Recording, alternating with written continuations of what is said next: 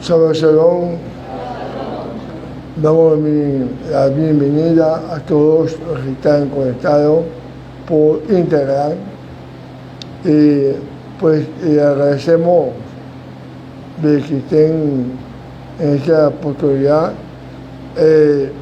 escuchando la disertación de la palabra de esta semana de Balibás, de la comunidad judía de Jacob en Caracas, Venezuela. Y le instamos a que se suscriban y le den a la campanita. Bueno, por sentarse, amados.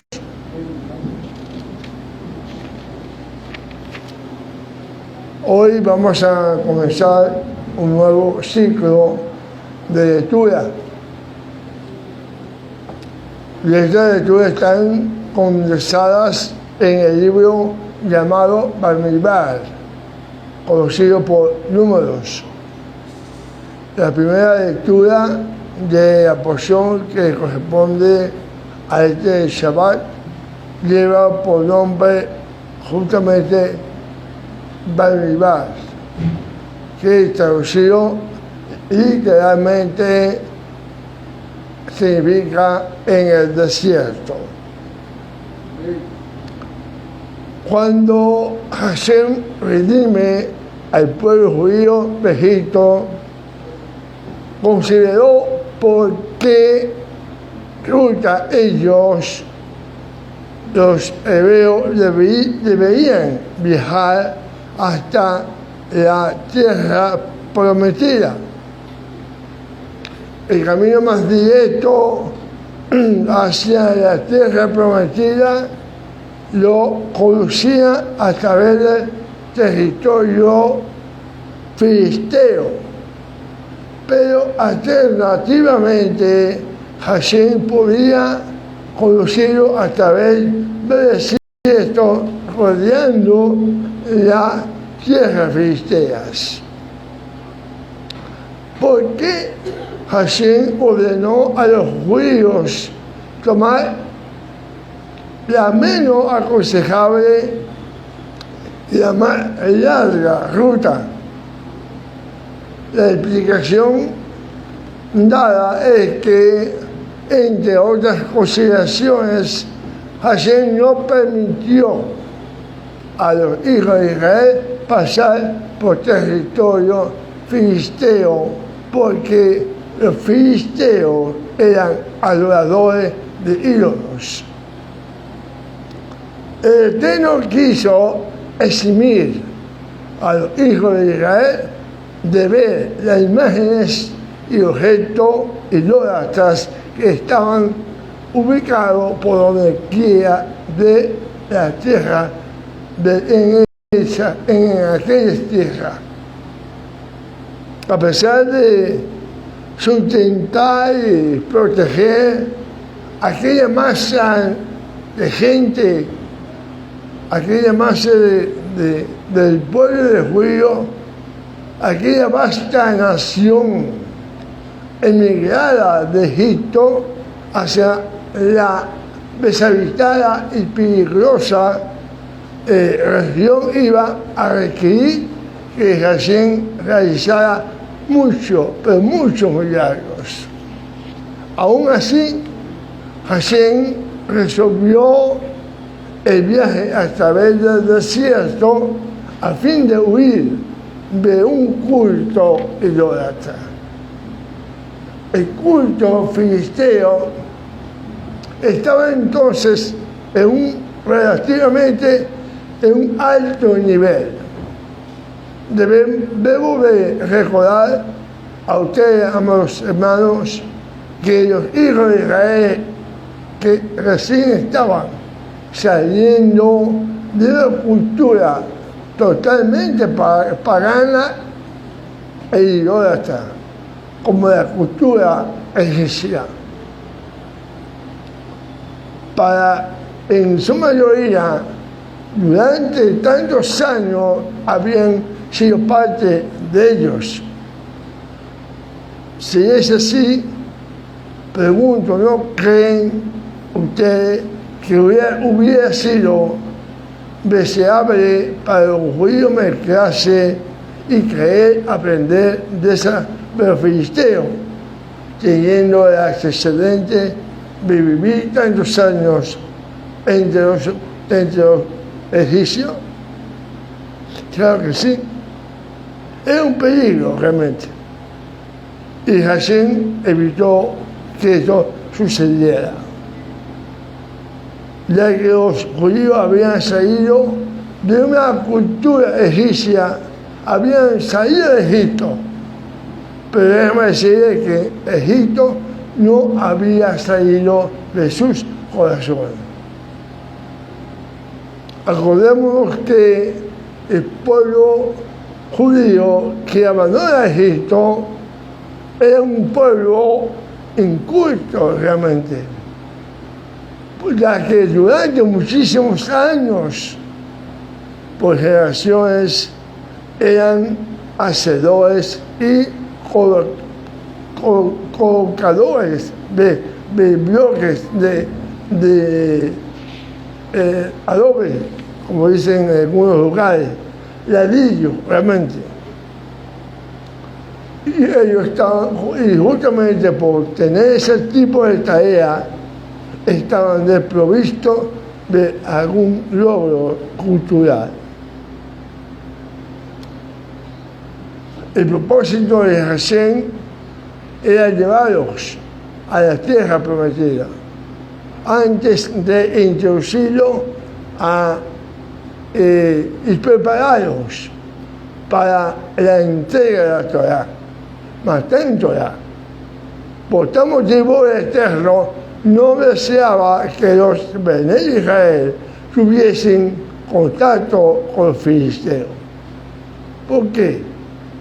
Hashem consideraba la cultura filistea una amenaza más grande para el bienestar de los hijos de Israel que allá en Egipto.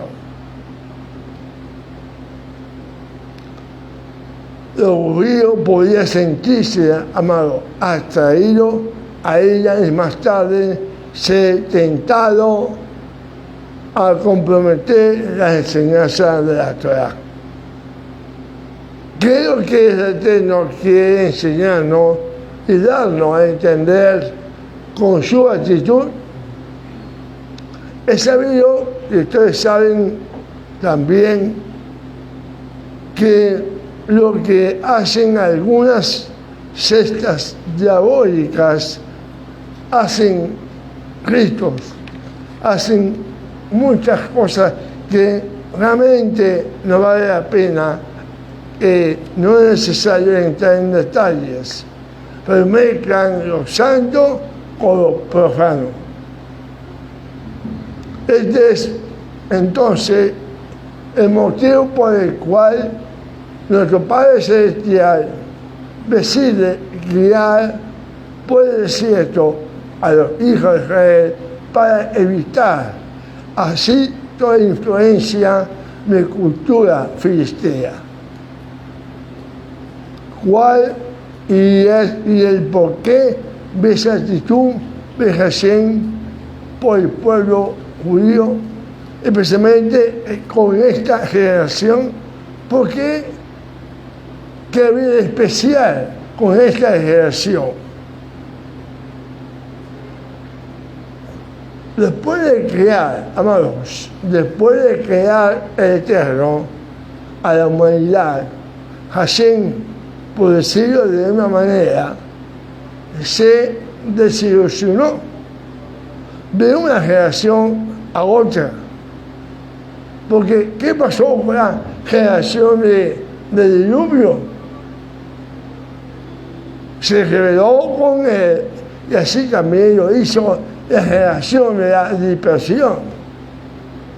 La Torah, la Biblia, nos comenta las elevaciones y caídas de estas generaciones y de las subsiguientes generaciones, donde podemos observar que no nos revela la fecha exacta de su aparición en la escena de la historia o de su salida. ¿Qué quiero decir con esto? Que la Biblia no registra aparición o la discusión de la generación de la dispersión o de los sodomitas, donde tuvo lugar, ni tampoco las 10 plagas, y como así ahogó a los egipcios en el Mar Rojo. No dio realmente fecha. Ahora, en relación con esta generación, no obstante, de su salida de Egipto hacia el desierto, Hashem exclamó a favor de ellos: esta generación, ellos son diferentes de las generaciones anteriores. Ellos son los hijos de Abraham, de Isaac y de Jacob. Yo sé que este pueblo será un pueblo leal a mí. Eso fue realmente lo que exclamó nuestro Padre Celestial. Por tal motivo, Hashem ordena a Moisés: registra en la Torá el día, mes, año, sitio exacto cuando los eleve a la grandeza. Número del libro de Bamidbar 1:1 da a conocer la fecha y el lugar preciso del mandato de Hashem a Moisés, como está escrito. Vamos a ver qué dice. Habló el Eterno a Moisés en el desierto de Sinaí, en el tabernáculo de reunión, en el día primero del mes segundo, en el segundo año. Eso fue aproximadamente en el año 2449 de su salida a la tierra de Egipto. Como podemos ver, da fecha, da lugar exacto con esta generación. ¿Saben, hermanos míos, que estos detalles específicos son requeridos para una Ketubá? ¿Quién sabe qué es una Ketubá? Un poco. Ketubá es el compromiso nupcial que hace el hombre con la mujer cuando se casan. Que tú vas a lavar, que tú vas a barrer, que tú vas a cocinar. ¿O no? No. Serio. Es el compromiso que hace el hombre con la mujer. Y que se toma justamente estos gastos específicos: día, fecha, año, todo, lugar.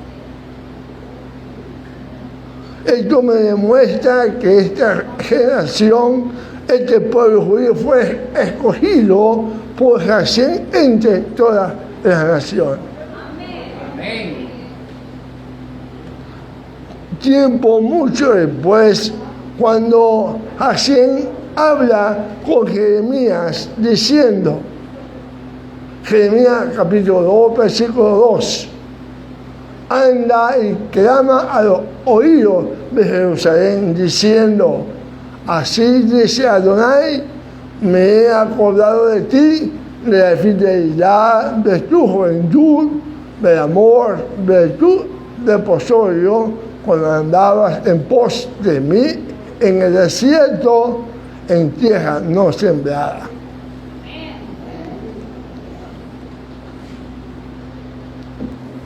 Permiso.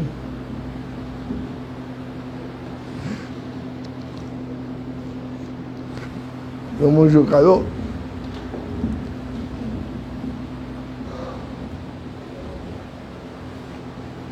Las palabras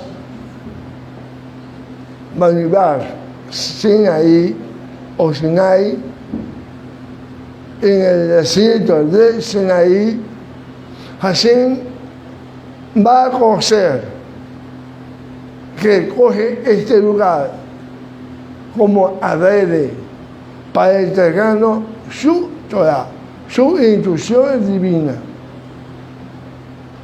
Se dice que hay varias razones por las cuales Hashem coge un desierto que a una tierra habitada. Prefirió el desierto que a una tierra habitada. Entre ellas, las razones son: si Hashem entrega la Torah en tierra habitada, puede ser que sus habitantes podrían alegar una relación especial con la Torah.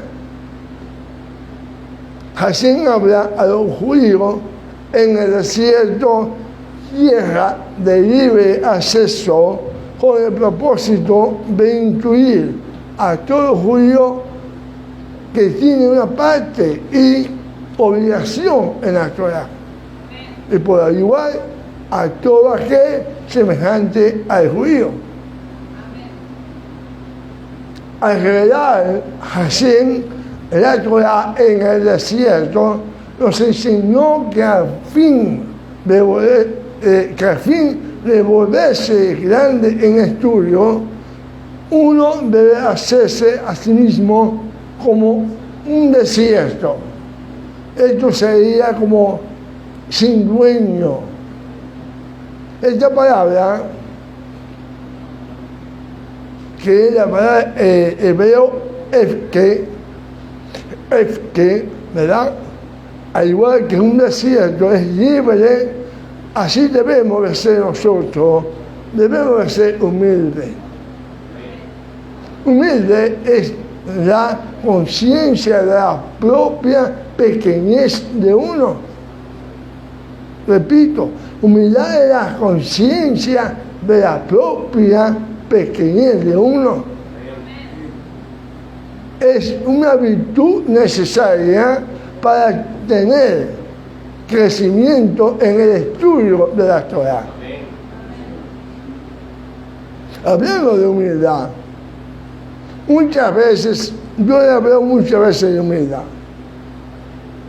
Muchas veces pensamos que una persona humilde es aquella que es una persona, como dicen acá en el gol venezolano, gafa, tonta, por decirlo de una manera, que es una persona que todas las demás la engañan, que le meten el dedo en la boca. Una persona humilde, amado, déjame decirle, una persona humilde es una persona que disfruta la vida. Sí, disfruta de la vida sin importar sus circunstancias materiales. En cambio, una persona vanidosa es insatisfecha con su vida. La persona vanidosa está completamente convencida de que Hashem y las demás personas están en deuda con ella, por su talento, por sus contribuciones o por sus méritos. Pero ¿qué pasa con una persona con estas características?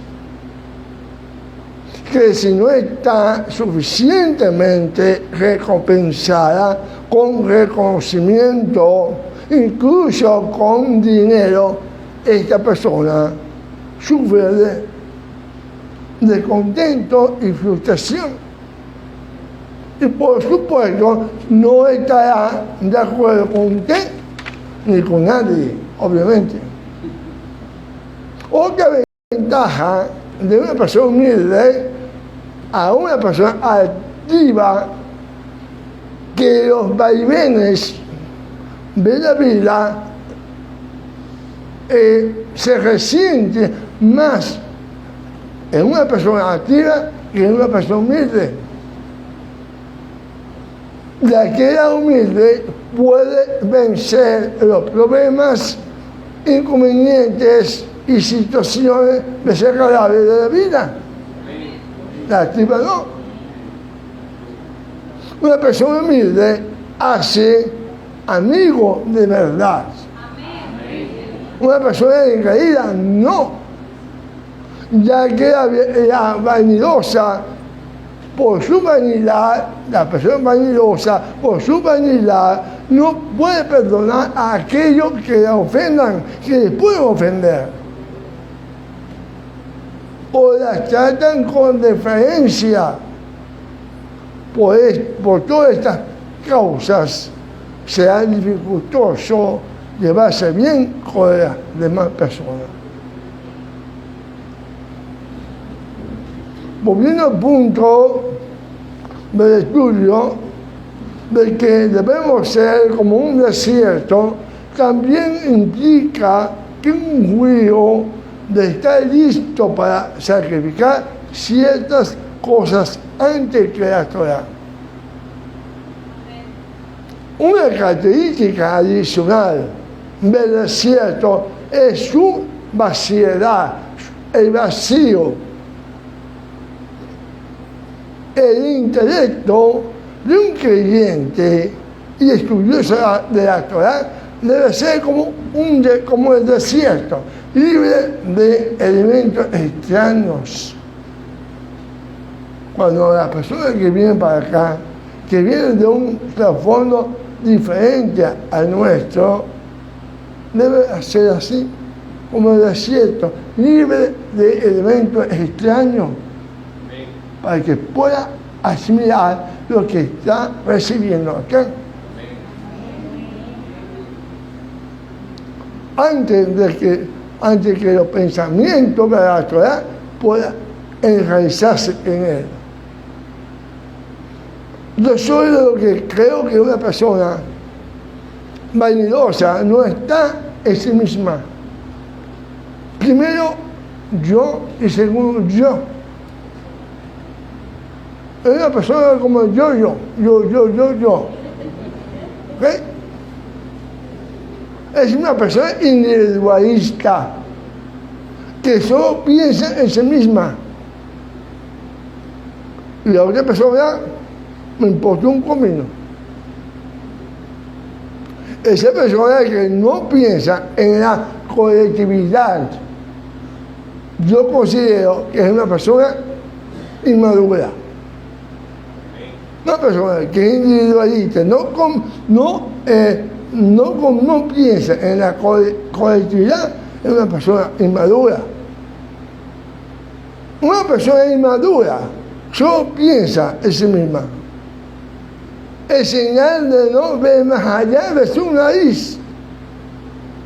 No tiene amor, porque el amor no busca lo suyo.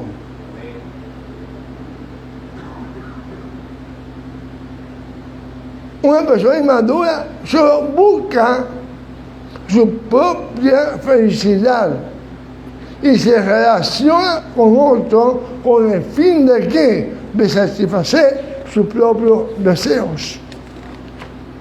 Busca contacto e incluso puede hacerse miembro de una congregación con el fin de que sus necesidades sean cumplidas.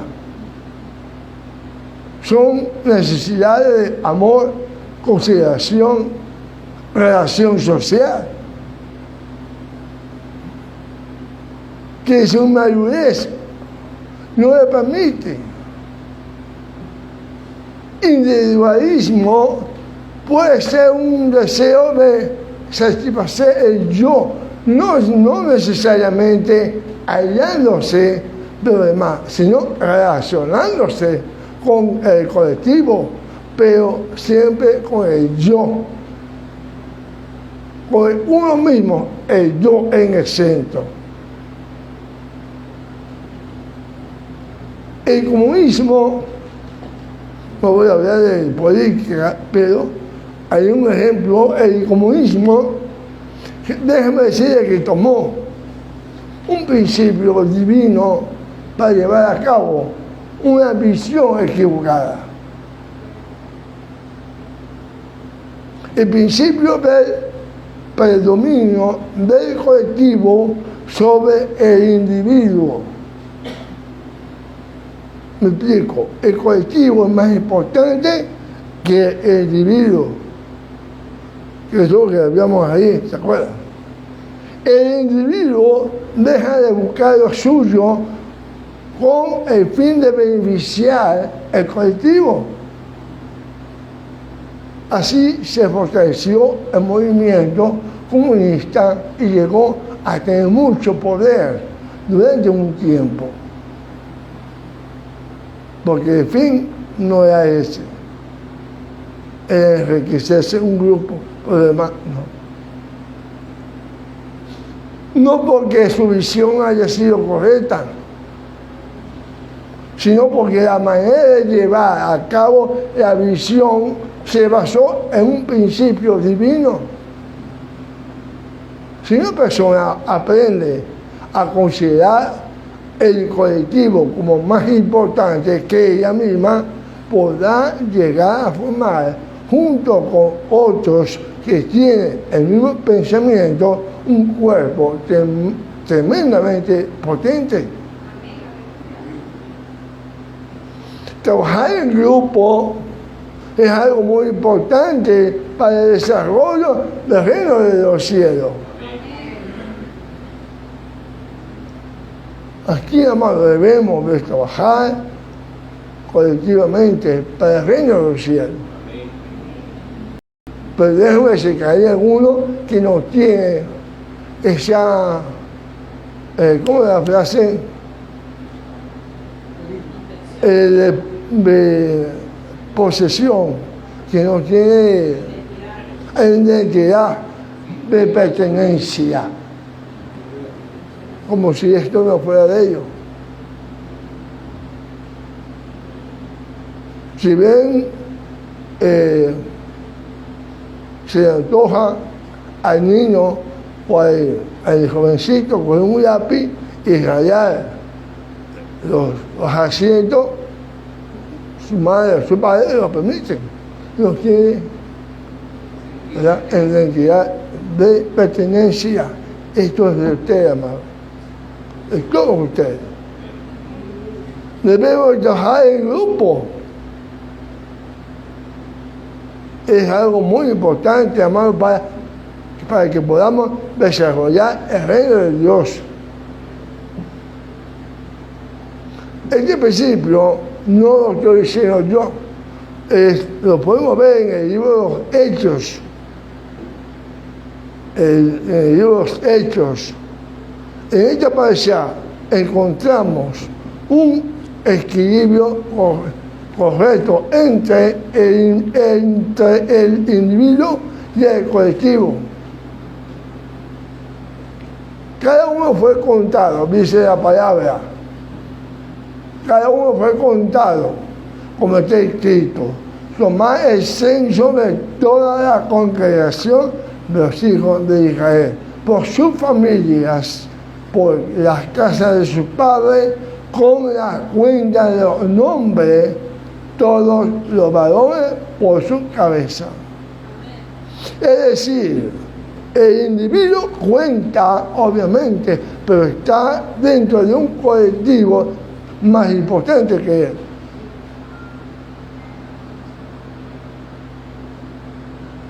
¿Quién está conmigo? Para que Israel pueda seguir adelante, los individuos tendrán que aprender a aportar al colectivo todo lo necesario para que se mantenga unido y prospere. Vamos a ver si seguro.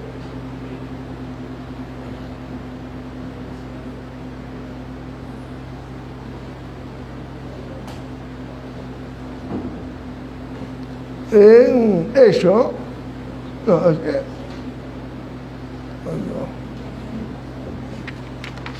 bueno, vamos a ver, si no, lo paga. Porque el libro de los Hechos capítulo 2, 44,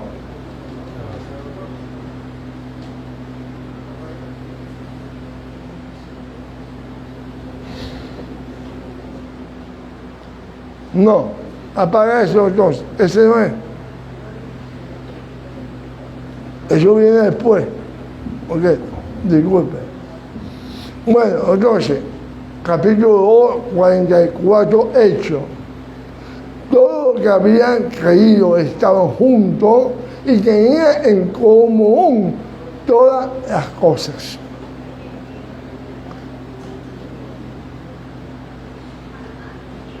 Hechos 4:32 al 37. Mucho después. Y la multitud de los que habían creído era de un corazón y un alma, y ninguno decía ser suyo propio nada de lo que poseía, sino que tenían todas las cosas en común.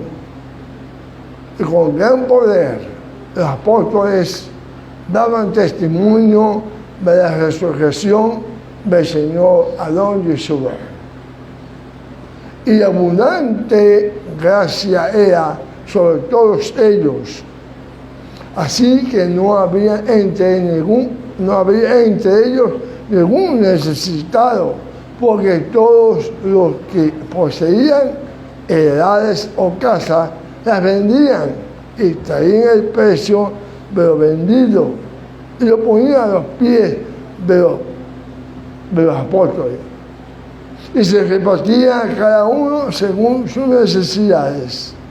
Entonces José, a quien los apóstoles pusieron por sobrenombre Bernabé, que traducido es hijo de consolación, levita natural de Chipre, como tenía una heredad, le vendió y trajo el precio.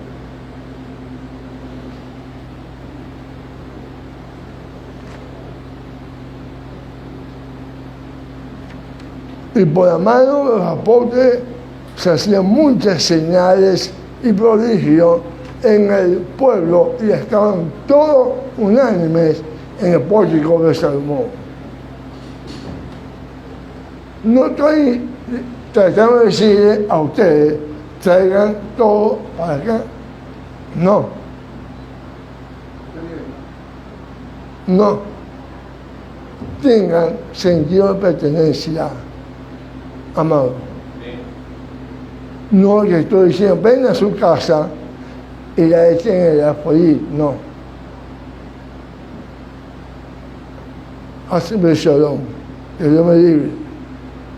Pensar de esa manera.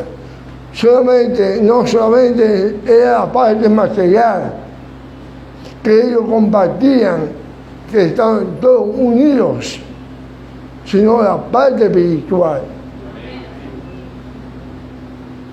Tenemos un ejemplo en esta actitud, en 1 Corintios 14:12, donde dice, así también vosotros, puesto que anheláis manifestaciones espirituales, procurad abundar en ella para la edificación de la congregación. Vemos que las manifestaciones del Espíritu no son para la exaltación de una persona, sino para que el colectivo, la congregación del Eterno, sea beneficiada.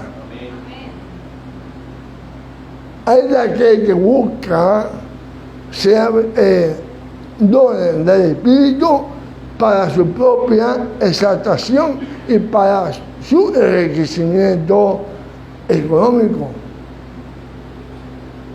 Necesitamos, hermano, cultivar el pensamiento colectivo sin perder a los individuos.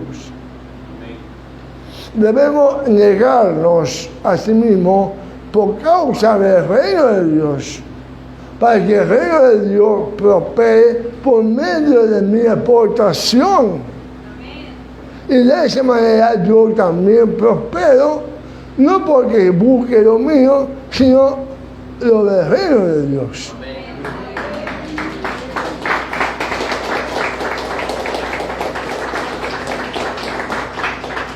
Nadie se hace rico a costa de los demás, sino todos nos hacemos ricos porque somos parte de un colectivo rico que ha aprendido a beneficiar a los individuos por igual.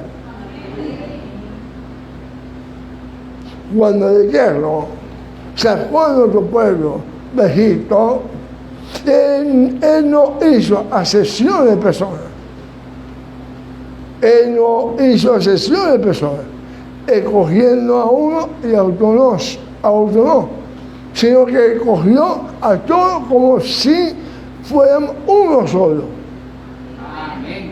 Que todos tuvieran la oportunidad de salir de este lugar donde estaban siendo maltratados, quizá uno más que otro, pero se sentía como si fuera uno solo.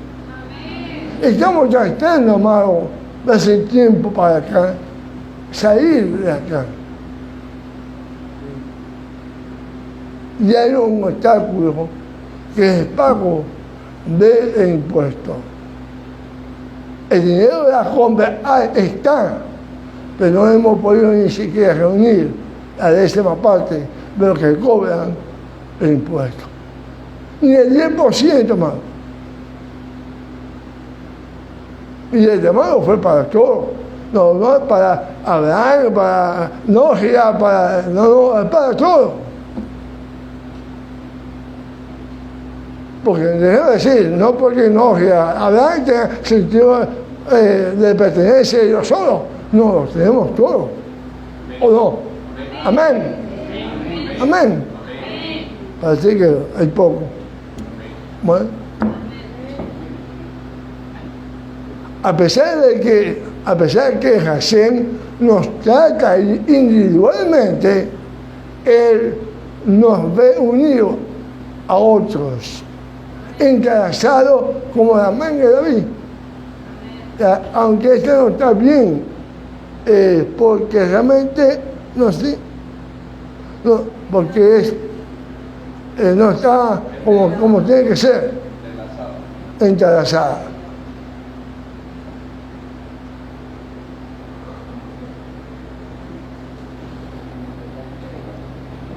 Así nos ve nuestro Padre como la estrella de David. Yohanan 17:11 dice, y ya no estoy en el mundo, mas estos están en el mundo, y yo voy a ti, Padre Santo, a lo que me has dado, guárdalo en tu nombre, para que sea uno, así como nosotros.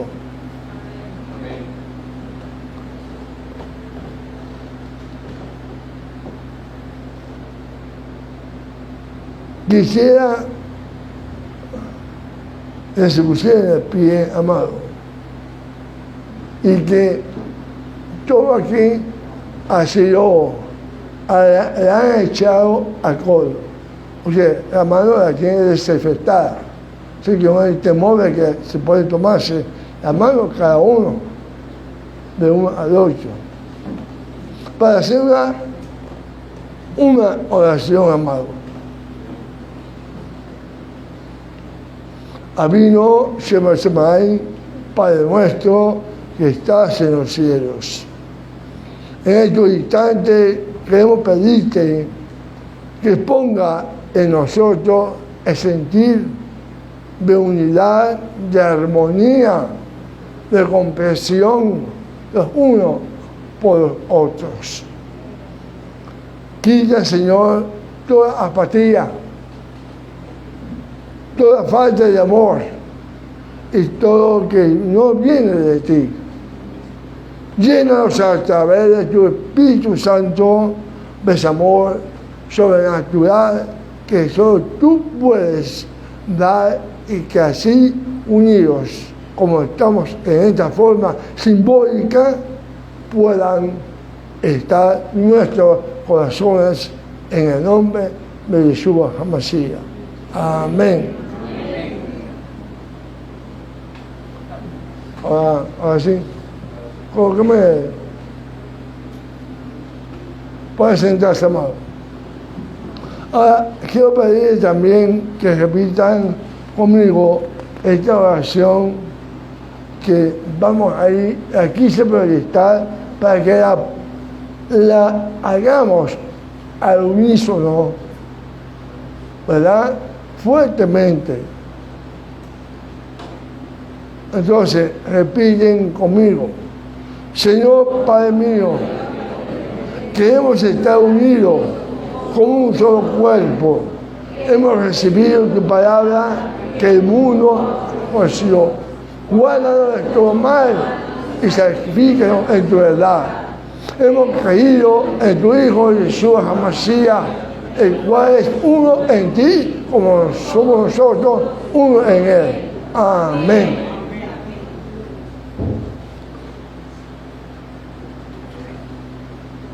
El libro de Efesios 14, 4, 15, 16, dice, vamos a leerlo también, vamos a hacer ejercicio acá, ¿ok? Sino que siguiendo la verdad en amor, crezcamos en todo aquel que es la cabeza, ello es Mashiach, de quien todo el cuerpo, bien concertado y unido entre sí por todas las coyunturas que se ayudan mutuamente, según la actividad propia de cada miembro, recibe su crecimiento para ir edificándose en amor. Baruch Hashem.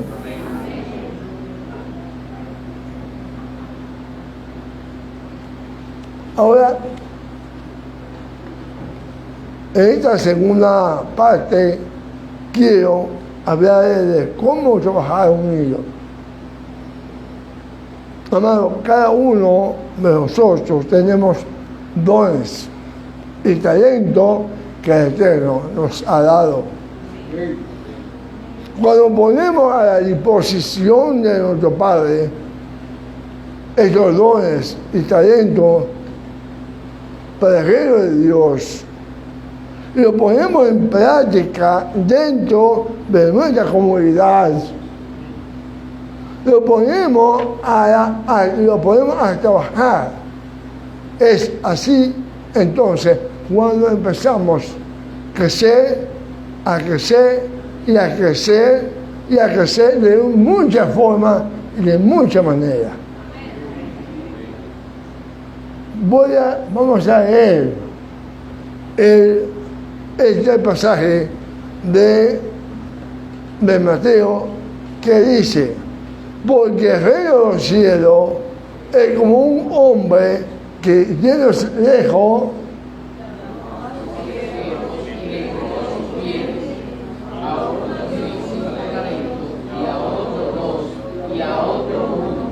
cada uno conforme a su capacidad, y luego se fue lejos, el que había recibido 5 talentos fue negoció con ellos y ganó otros 5 talentos.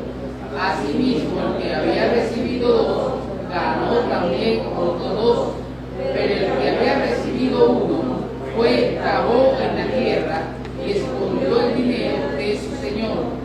Después de mucho tiempo vino el señor de aquellos siervos y arregló cuenta con ellos. Y llegando el que había recibido 5 talentos, trajo otros 5 talentos, diciendo, Señor, 5 talentos me hacen entregar, mira que tienes, y he ganado 5 talentos sobre ellos. Y el Señor le dijo, bien, buen siervo y fiel, de poco has sido fiel, sobre mucho te pondré, en el gozo de su Señor.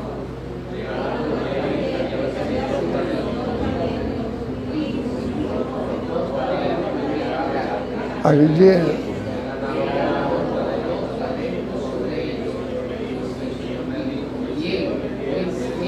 Bien, sobre poco has sido fiel, sobre mucho te pondré. Entra en el gozo de tu Señor.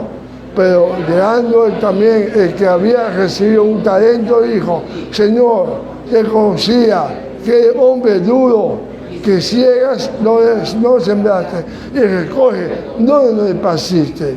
Por lo cual tuve miedo y fui y escondí tu talento en la tierra. Aquí tiene el que tuyo. Respondiendo su señor le dijo, siervo malo y negligente, sabía que ciego donde no sembré y que recojan donde no esparcí. Por tanto, debía haber dado mi dinero a los banqueros y yo hubiera recibido lo que es mío por los intereses. Quitar pues el talento y dar al que no tiene. Porque el que tiene le será dado y tendrá más. Y al que no tiene, aún lo que tiene le será quitado. Y al ciego y un inútil echar en las tinieblas de afuera. Allí será el lloro y el crujir de dientes. Cada uno tenemos talento y dones que el Señor nos ha dado. ¿Dónde los tienes tú a disposición? ¿Al mundo o al reino de Dios? Toma esta palabra muy seriamente, amado. Con esta lectura nos damos cuenta de lo importante que es poner al servicio nuestros dones y talentos. Si cada uno de nosotros pone a trabajar sus talentos en este lugar, los eternos se han llamado a trabajar y verá que creceremos en número. Por eso queremos irnos de aquí, porque no cabemos, ir a otro lugar más grande. Pero contamos contigo, amado. Contamos contigo. Contamos contigo. O el Señor cuenta contigo. Si uno cada uno puede trabajar su talento en este lugar, nos fuiste llamados, vamos a crecer, amado. Pero también vamos a crecer en madurez y podemos multiplicar los ministerios que hoy hay. Hay tanto trabajo por hacer. Hay ideas. Mi hijo Esteban, Moé, David, mi esposa, hay un conjunto de personas, el hermano Abraham, de poner una necesidad también. Necesitamos de tu ayuda. El Eterno no le podemos engañar, amado. El Eterno no se le engaña de esta manera que nuestro servicio siempre estará sujeto al escrutinio del Señor. De esta manera que recompensa vamos a tener, o bien la consecuencia de nuestra irresponsabilidad, que bien puede redundar en la ausencia de más tarea de parte de Jesús. La venida del Mesías amado está a la puerta. Estamos en los últimos tiempos ya. ¿Qué espera? Buscar más aún el reino de Dios colectivamente, amado. ¿Cómo te vas a encontrar eso? Solamente lo sabes tú. Shabbat Shalom.